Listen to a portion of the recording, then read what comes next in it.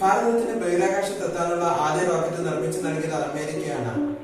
എന്നാൽ അതേ അമേരിക്ക തന്നെ റോക്കറ്റ് സാങ്കേതിക വിദ്യയിലെ വീരനായി കാണുന്നതാകട്ടെ ഓരോ ഇന്ത്യക്കാരനെയും. 18ാം നൂറ്റാണ്ടിൽ തന്നെ റോക്കറ്റ് സേനയുണ്ടായിരുന്ന സാക്ഷാൽ ടിപ്പു സുൽത്താന്റെ. ടിപ്പുവിന്റെ മരണശേഷം 150 വർഷത്തോളം ഇന്ത്യയിൽ റോക്കറ്റ് ശാസ്ത്രം മണ്ണടഞ്ഞു കിടന്നു. 20ാം നൂറ്റാണ്ടിന്റെ റോക്കറ്റ് സാങ്കേതിക വിദ്യയിൽ ഇന്ത്യ വീണ്ടും ലോകത്തെ പ്രബല ശക്തികളിലൊന്നായി. രോഹിണി പരമ്പരയിൽപ്പെട്ട ചെറിയ റോക്കറ്റുകളാണ് ഇന്ത്യ ആദ്യം നിർമ്മിച്ചത്. ഭൂമിയുടെ ഗുരുത്വാകർഷണം ഭേദിച്ച് ബഹിരാകാശത്ത് ഉപഗ്രഹം എത്തിക്കാൻ സെക്കൻഡിൽ 7 മുതൽ 11 കിലോമീറ്റർ വേഗത്തിൽ റോക്കറ്റ് പായിക്കാൻ കഴിയണം. ASLV-3 ആണ് ഇന്ത്യയുടെ ആദ്യത്തെ ഇത്തര റോക്കറ്റ്.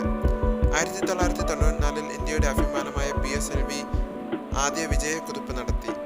ഭാരമേറിയ ഉപഗ്രഹങ്ങളുടെ വിക്ഷേപണത്തിനാണ് ഇന്ത്യ GSLV വികസിപ്പിച്ചത്.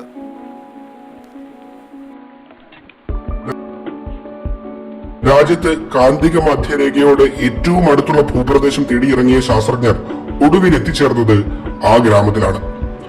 ഗ്രാമത്തിന്റെ പേര് തുമ്പ. റോക്കറ്റ് വിക്ഷേപണ കേന്ദ്രം സ്ഥാപിക്കാൻ ആവശ്യമായ ഏറ്റവും അനുയോജ്യമായ സ്ഥലത്തുണ്ടായിരുന്നത് സെന്റ് മേരി മഗ്ദലന പള്ളിയായിരുന്നു.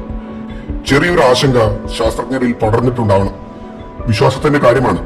എതിർപ്പുണ്ടായാൽ കാര്യങ്ങൾ വിചാരിച്ചതുപോലെ നടക്കണമെന്നില്ല.